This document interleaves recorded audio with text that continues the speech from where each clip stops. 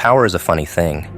It's like a drug, something people crave so desperately that they'll do anything to get it.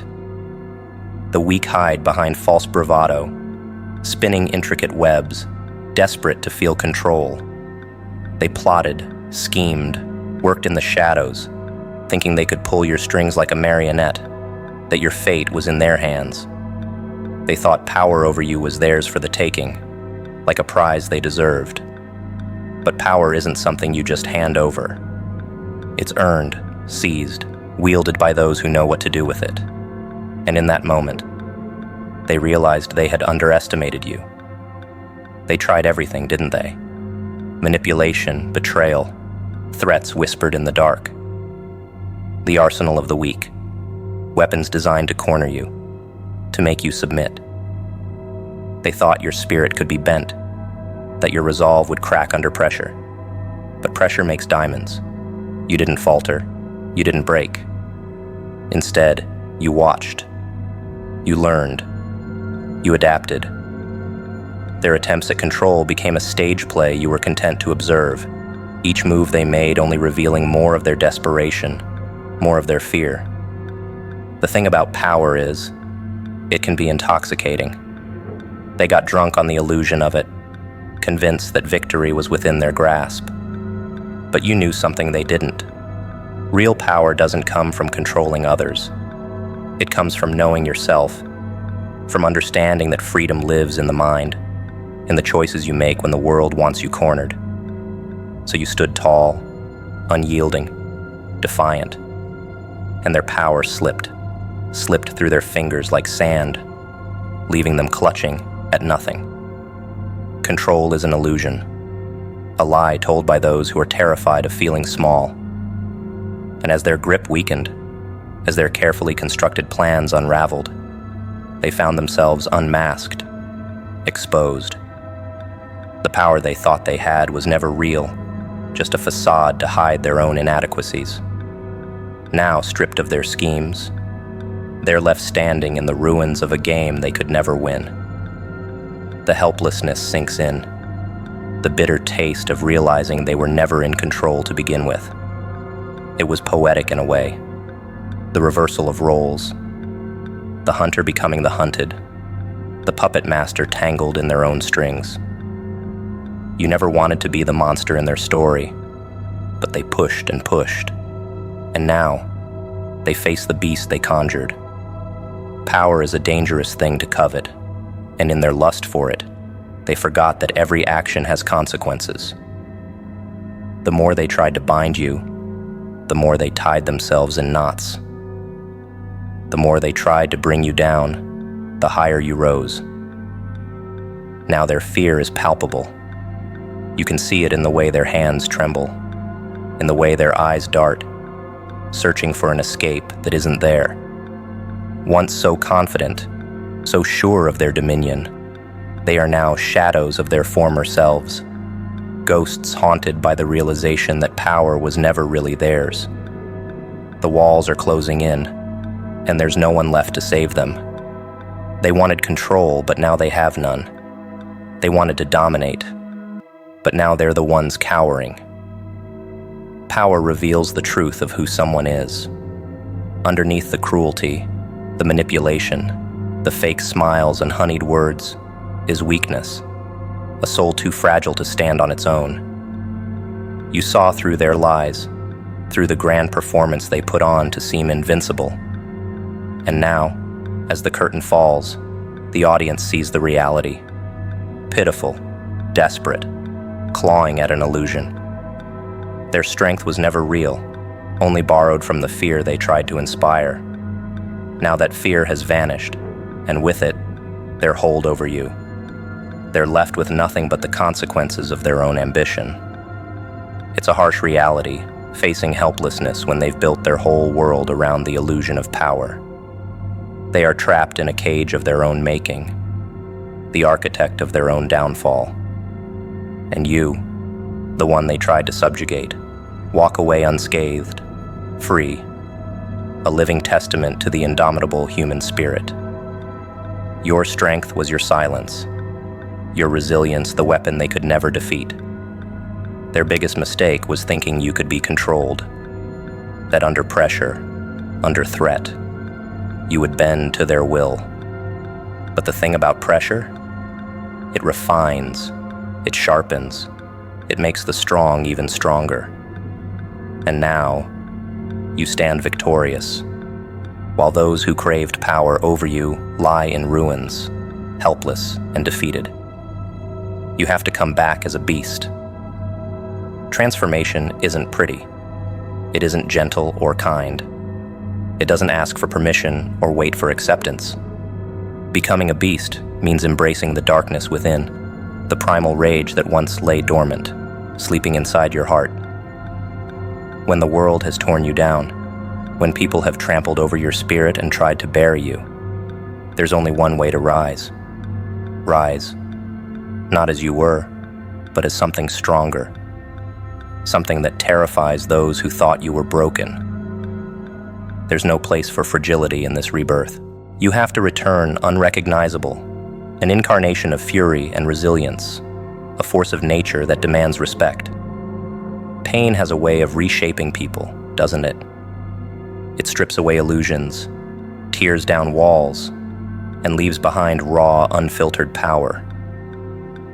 To become a beast means you stop caring about the rules that once held you back. Kindness is no longer a virtue you can afford to uphold for those who wish you harm. Mercy is a luxury you can't grant to the ones who betrayed you. Every scar becomes a reminder, every wound a lesson, molding you into something unbreakable. The world will learn that you're no longer prey, no longer easy to manipulate or control. You've become the hunter.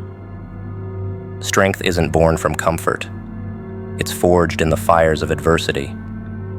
To come back as a beast is to accept that the pain didn't defeat you.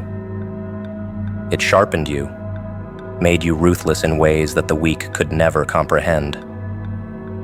When you walk into a room now, you no longer ask for permission or seek approval. You take up space unapologetically, the echo of your footsteps, a reminder that you are not to be underestimated. They will whisper about the change, about how you returned with a darkness in your eyes, a predator's gleam.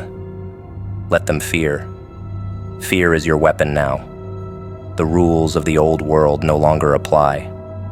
The chains that once bound you have melted away, leaving you wild, untamed. Coming back as a beast means you understand the game better now. Every strategy, every deceitful move. You've studied the patterns, memorized the mistakes you won't make again. Those who took advantage of your kindness, who mistook your silence for weakness, will now face something they never anticipated. You are no longer their toy, no longer their plaything. The game has changed, and you hold all the cards. A beast doesn't explain itself. A beast acts, driven by an instinct sharpened through pain. There is no room for doubt, no space for hesitation. You've become something primal, something that doesn't need to justify its existence. The world can watch in awe or terror. It makes no difference to you. They can hate you, fear you, plot against you. But now, you are ready for any storm they conjure. Because when you were broken, they thought you would never recover. Now, you're stronger than anything they could have imagined. Resurrection in the form of a beast isn't about revenge. It's about survival. It's about understanding that the only way to protect yourself is to become unyielding. You learned the hard way that being good, being forgiving, only led to betrayal and suffering. Now, your heart is armored, your spirit weaponized. You guard your soul like a fortress, knowing only the worthy can approach.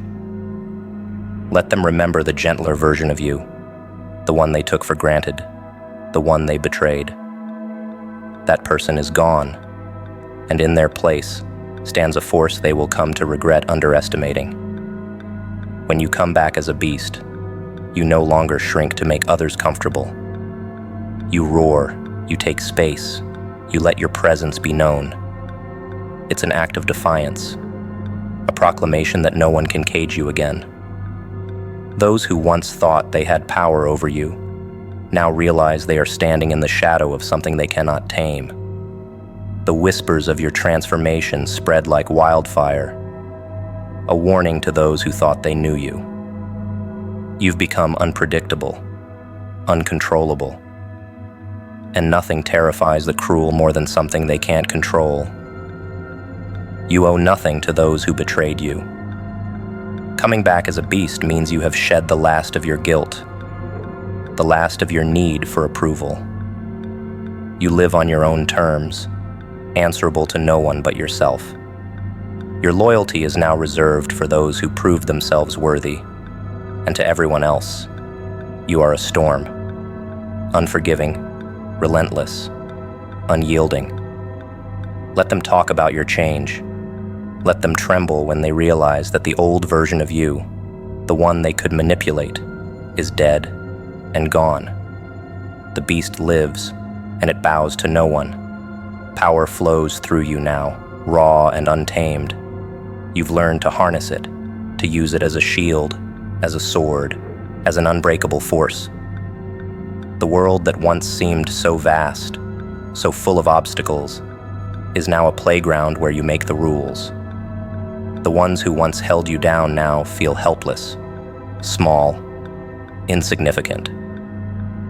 Their weapons of cruelty and deceit fall flat, powerless against the force you've become. You've risen beyond their reach, and they can do nothing but watch, helpless and haunted by the realization of what you've become.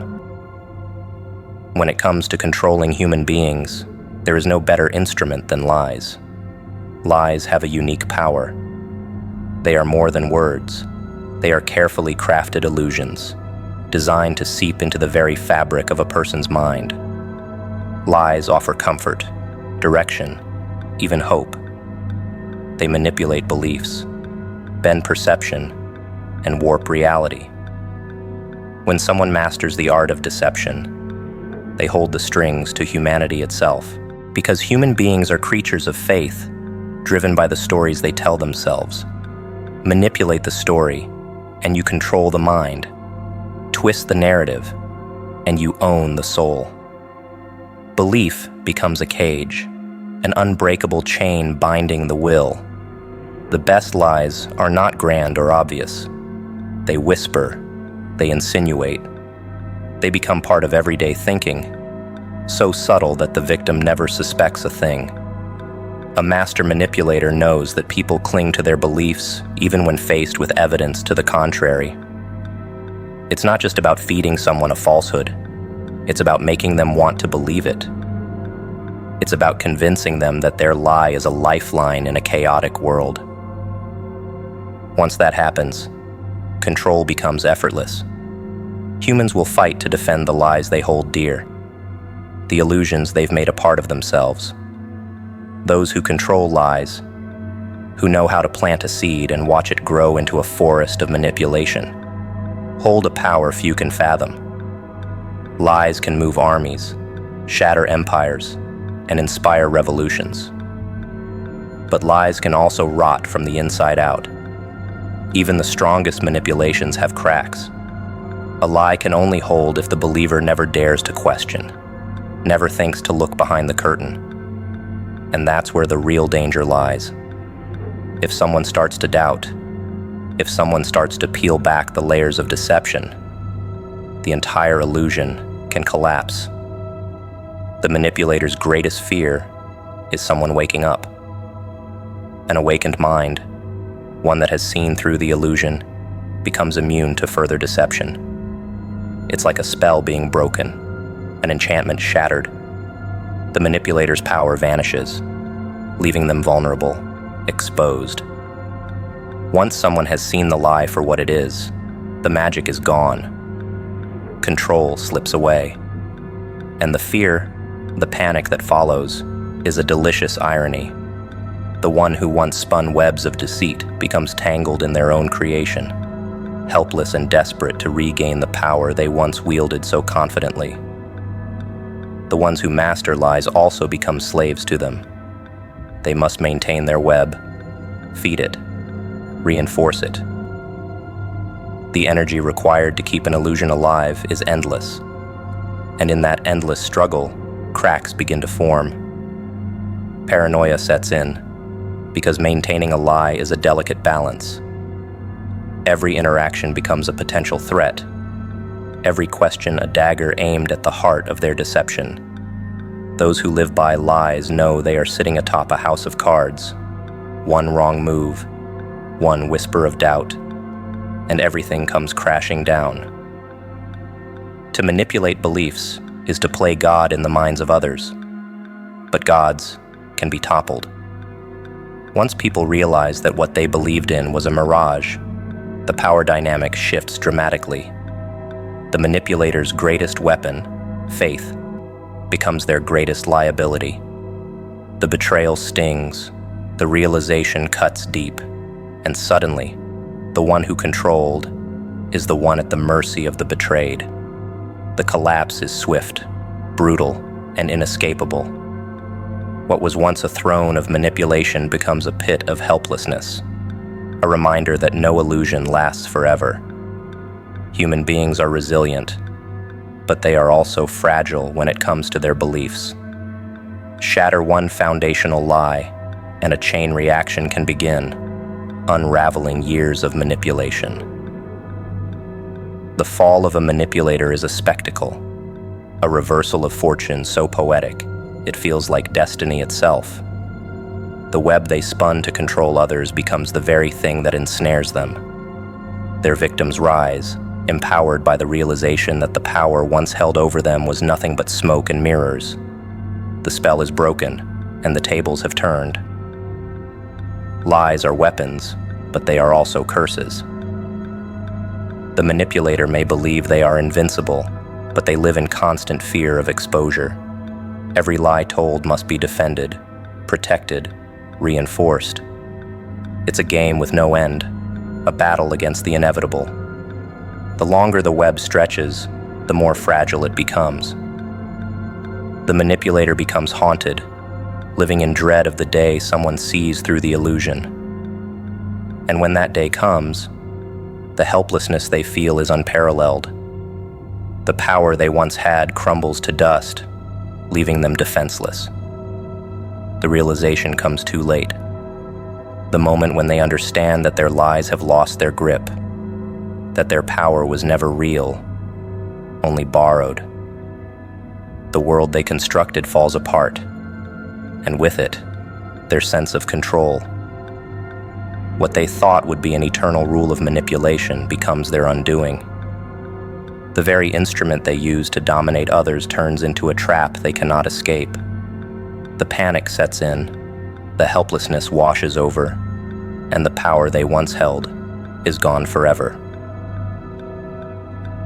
The one who has the little need is the one who controls the whole relationship. Power dynamics in relationships are like a silent dance, each step calculated, each move a reflection of who holds the upper hand. The one who loves the least, who has little need for the other, becomes the puppeteer. It's a cruel truth, one that plays out in subtle gestures and whispered manipulations. The person who loves the most is the one willing to sacrifice, to bend, to break if necessary. And for the one who needs nothing, there's nothing to lose. Their indifference becomes their shield, their armor, their tool to exert control. It's a twisted game. But in this game, emotions are currency, and the less invested always wins. Look closer, and it becomes clearer. The one who loves deeply becomes a provider, a wellspring of care, attention, and devotion. They give and give, hoping to be enough, hoping that their love can create something real. The one who loves less, who stands detached, takes advantage. It's a transaction, a business deal disguised as affection. One side is the addict, desperate for a fix, for validation, for scraps of affection. The other side is the dealer, doling out attention in calculated doses, ensuring the addict keeps coming back for more. It's dependency dressed up as desire. There is a hunger in those who give too much, a thirst that will never be quenched by the one who loves less.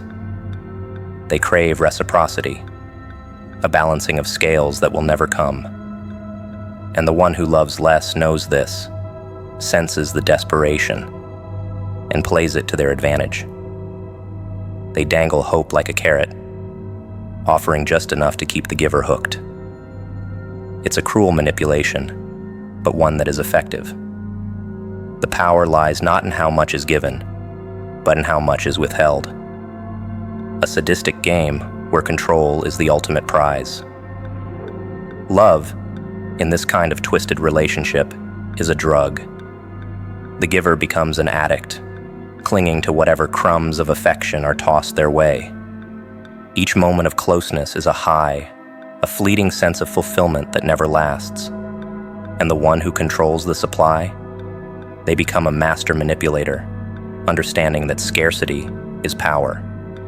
They can withhold affection, turn cold, make the giver chase and beg. It's a game of dominance, one that feeds off the weakness of the heart. The giver can't walk away, and the one who loves less knows it. Need is the poison that keeps this dynamic alive.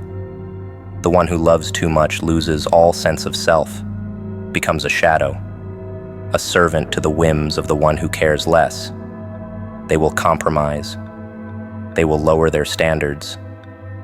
They will endure endless disrespect, because the idea of losing the one they love is more painful than the humiliation of staying. The person who needs less, who stays detached, is untouchable. They never feel the desperation of longing, never suffer the torment of unrequited devotion.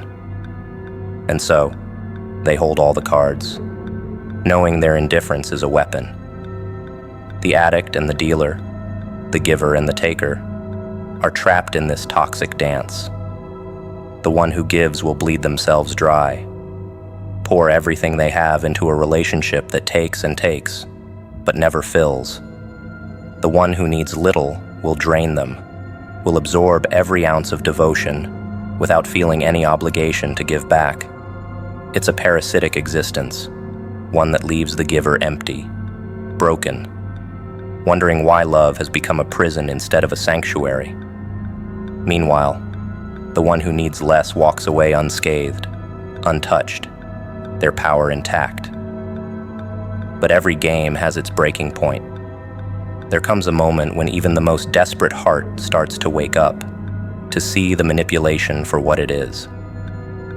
Love that is not returned becomes a burden too heavy to bear, and the addict finds the strength to go cold.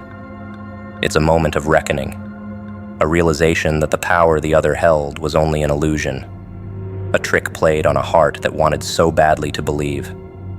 And when that realization comes, the tables turn. The giver withdraws, and the one who loved less is left with nothing. The panic that sets in when the addict becomes immune is a thing of beauty. The one who held the power suddenly finds themselves scrambling, desperate to regain control. They relied on the giver's dependency, on the need that kept them tethered. Without it, they are exposed,